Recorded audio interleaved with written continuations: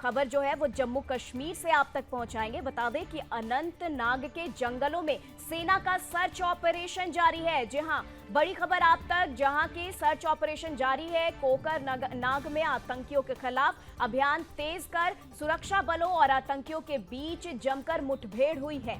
वहीं सेना के 2 जवान वीरगति को प्राप्त हो गए हैं। घायल एक नागरिक की अस्पताल में इलाज चल रही है और इस इलाज के दौरान मौत हो गई है। जंगलों में बड़ी संख्या में आतंकियों के छिपे होने की आशंका जताई जा रही है। तो बड़ी खबर आपको, 15 अगस्त स्वतंत्रता दिवस के मद्देनजर जम्मू कश्मीर के अनंतनाग में भारतीय सेना का सर्च ऑपरेशन जारी है। शनिवार शाम यहीं सुरक्षा बलों और आतंकियों के बीच जमकर मुठभेड़ हो गई। मुठभेड़ में 2 जवान शहीद हो गए, वीरगति को प्राप्त हो गए। एक नागरिक की भी चोटों के कारण मौत हो गई है, जिससे चल रहे ऐलान कोकरनाग ऑपरेशन में मरने वालों की संख्या 3 हो गई है। बता दें कि चुनौतीपूर्ण भूभाग के कारण संचार जो है वो बाधित है और बलिदानी जवानों की पहचान हवलदार दीपक कुमार यादव और लांस नायक प्रवीण कुमार के रूप में हुई है। आतंकियों को पकड़ने के लिए बड़े पैमाने पर तलाशी अभियान भी चलाया जा रहा है।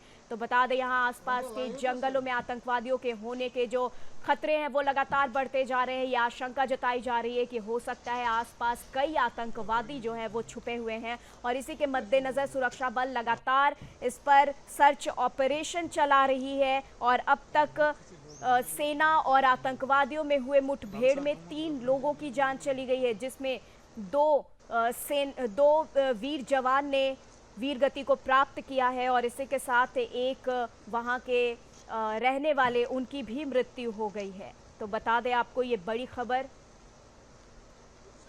तो चलिए इस खबर पर जम्मू कश्मीर से संवाददाता रोहिल हमारे साथ जुड़ चुके हैं। रोहिल, जानना चाहेंगे इस वक्त का वहां हालात क्या है? आतंकवादियों से मुठभेड़ हुई, उसके बाद क्या कुछ अपडेट है? अभी सर्च ऑपरेशन को किस तरीके से आगे बढ़ाया जा रहा है? बिल्कुल, देखिए मैं आपको बता दूं कि आज दूसरा रोज़ है एनकाउंटर कल दोपहर से ही लगातार जारी है। लेकिन इस बीच जानकारी जो मिल रही है उसके अनुसार 2 भारतीय सेना के जवान इस वक्त वीरगति को प्राप्त हुए इस एनकाउंटर में। इनिशियल फायरिंग के दौरान वो गंभीर रूप से घायल हुए थे और साथ ही साथ एक सिविलियन की भी इस एनकाउंटर में जो है वो मौत हो गई है, जबकि 2 भारतीय सेना के जवान अभी भी घायल स्थिति में, उनको इवैक्यूएट किया गया है आर्मी बेस हॉस्पिटल में। लेकिन इस वक्त भी लगातार जो है ऑपरेशन बड़े पैमाने पर जारी है। जम्मू कश्मीर पुलिस, सीआरपीएफ और सेना की 19 राष्ट्रीय राइफल्स लगातार इस वक्त बहुत बड़े पैमाने पर ऑपरेशन चला रही है। लेकिन सबसे महत्वपूर्ण जानकारी मैं आपको देना चाहूँगा कि जो पीर पंचाल के इलाकों में पिछले कई महीनों से लगातार आतंकवादी हमले हो रहे हैं, जिसमें बहुत सारा नुकसान जो है अभी तक सुरक्षा बल के जवानों को हुआ है। तो पीर पंचाल से लेकर जो है बताया ये जा रहा है कि आतंकियों का ग्रुप, जिनको यहाँ पर जो है घेर लिया गया है, इस कोकरनाग के इन जंगलों में घेर लिया गया है। बताया ये जा रहा है कि जो डोडा किश्तवाड़ इलाके में पिछले कई महीनों के दौरान लगातार आतंकवादी हमले हुए हैं, वो यही ग्रुप है और यही ग्रुप कश्मीर घाटी के इन जंगलों में एंटर हुआ है। और उनके साथ ही लगातार इस वक्त जो है अनंतनाग के इसको कोकरनाग इलाके में मुठभेड़ लगातार जारी है। लेकिन काफ़ी ज़्यादा सुरक्षा कर्मी को यहाँ पे जो है मेहनत करनी होगी, क्योंकि जो इलाका है काफ़ी घना जंगल वाला इलाका है और इसमें बताया ये जा रहा है कि बड़े बड़े पत्थर मौजूद है, बड़े बड़े नालाज मौजूद है और विजिबिलिटी बहुत कहीं ना कहीं कम बताई जा रही है। इस वजह से वहाँ पर कहा यह जा रहा है कि सुरक्षा कर्मियों को मज़ीद जो है वहाँ पर इस ऑपरेशन में मज़ीद कामयाबी हासिल करने के लिए कहीं ना कहीं हाई टेरेन का इस्तेमाल जो है यहाँ पर करना पड़ रहा है। लेकिन साथ ही साथ ये जानकारी मिल रही है कि इसकी हाइट जो है, ये जो जंगल वाला इलाका है, इसकी हाइट 10,000 फीट बताई जा रही है, जिस वजह से सुरक्षा कर्मी के अतिरिक्त जवानों को यहाँ पे तैनात किया गया है ताकि इस ऑपरेशन को संपूर्ण तरीके से आने वाले समय में खत्म किया जाए और जितने भी आतंकवादी इस जंगल वाले इलाके में मौजूद है उनको जल्द से जल्द दूर निकाल कर न्यूट्रलाइज किया जाए। फिलहाल ताज़ा जानकारी ये मिल रही है कि इलाके में ऑपरेशन लगातार जारी है।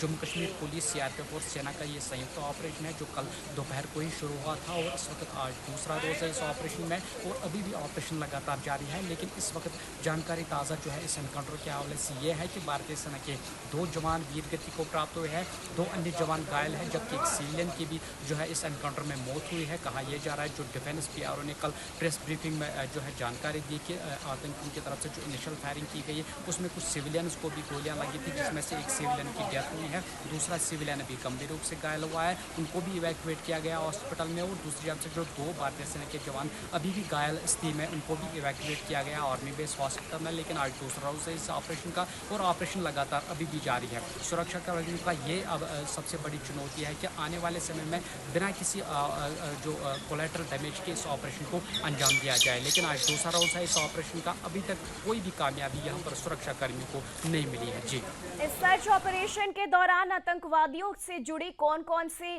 जानकारी है जो सामने आ रही है, जैसे कि आतंकवादी किस संगठन के हैं, इससे कोई जानकारी, और कितनी मात्रा में आतंकवादियों से मुठभेड़ हुई है? देखिए, जिस तरीके से मैंने पहले ही कहा कि जो पीर पंचाल के इलाकों में पिछले 6 महीनों के दौरान काफ़ी ज़्यादा आतंकी हमले हुए हैं, ख़ास तौर पे सुरक्षा कर्मियों को काफ़ी ज़्यादा नुकसान भी वहाँ पर उठाना पड़ा। तो उसके बाद जब भी कोई आतंकवादी हमला पीर पंचाल के इलाकों में होता था तो उसमें जो है जैश मोहम्मद आतंकी संगठन कश्मीर टाइगर्स, जिनका जो है ऑफशूट ऑर्गेनाइजेशन बताई जा रही है जैश की कश्मीर टाइगर्स, उनकी तरफ से हर एक हमले की जिम्मेदारी जो है वो कबूल कर ली गई थी, जो भी आतंकवादी हमला हुआ पीर पंचाल के इलाकों में। लेकिन ये वही ग्रुप बताया जा रहा है जो कि डोडा के इलाके में पिछले हफ्ते, आपको याद होगा कि बहुत बड़ा आतंकी हमला हुआ था, उसमें एक ऑपरेशन भी चलाया गया था आतंकियों के खिलाफ। तो ये कहा यही जा रहा है कि 3 से लेकर 4 आतंकियों का ये ग्रुप है जो कि डोडा से, जो कि जम्मू क्षेत्र का इलाका है, पीर पंचाल का इलाका है, वहाँ से जो है ये शिफ्ट इस जंगल वाले इलाके में हुए हैं, जो कश्मीर का जंगल वाला इलाका है, कर्नाटक का जंगल वाला इलाका है, इसमें ये शिफ्ट हुआ है ये 3 से 4 आतंकियों का ग्रुप हो। यही लगातार इनके साथ ही इस वक्त मुठभेड़ जो आज दूसरे रोज भी यहाँ पर जारी है। जी, आसपास के जो इलाके हैं वहां पर किस तरीके से तैनाती की गई है, जो वहां के जो स्थानीय नागरिक हैं उनकी सुरक्षा के लिए क्या कदम उठाए जा रहे हैं? देखिए, जब हम सुबह लगातार इस इलाके की ओर जो है वो आ रहे थे, हमने देखा रास्ते में काफ़ी ज़्यादा सुरक्षा के अतिरिक्त इंतजाम किए गए हैं। जगह जगह पर हमने देखा जम्मू कश्मीर पुलिस CRPF की टुकड़ियाँ जो है वो तैनात की गई है, और जो यहाँ के स्थानीय लोग हैं उनकी मूवमेंट पे कहीं ना कहीं रेस्ट्रिक्शन लगा दी गई है, और जो भी आने और जाने वाले लोग हैं उनको प्रॉपर चेकिंग की जा रही है, और उसके बाद उनको आने और जाने की अनुमति दी जा रही है। लेकिन सुरक्षा व्यवस्था की अगर बात करें तो जो आउटर कॉर्डन है इस इलाके का, जहां पर सुरक्षा कर्मियों के अतिरिक्त जवानों को तैनात किया गया है, पुलिस CRPF को हम यहां पर लगातार जगह जगह पर बैरिकेडिंग करते हुए नजर आ रहा है, जो सिविलियन मूवमेंट को पूरी तरीके से रेस्ट्रिक्ट कर रहे हैं, सिविलियंस को रोक रहे हैं, और अगर किसी को इमरजेंसी होती है तो उससे पूछताछ की जा रही है, उसके शनाख्ती कार्ड चेक किए जा रहे हैं, तो उसके बाद ही उनको आने और जाने की अनुमति दी जा रही है। लेकिन कुल मिलाकर अगर देखा जाए तो ऑपरेशन कठिन परिस्थितियों में इस वक्त जो है वो दाखिल हुआ है, क्योंकि बहुत हाई टेरेन वाला इलाका है। इस इलाके में बहुत बड़े पैमाने पर जो ऑपरेशन लगातार जारी है। जी, ठीक है रोहिल जी, तमाम जानकारी के लिए आपका बहुत बहुत शुक्रिया।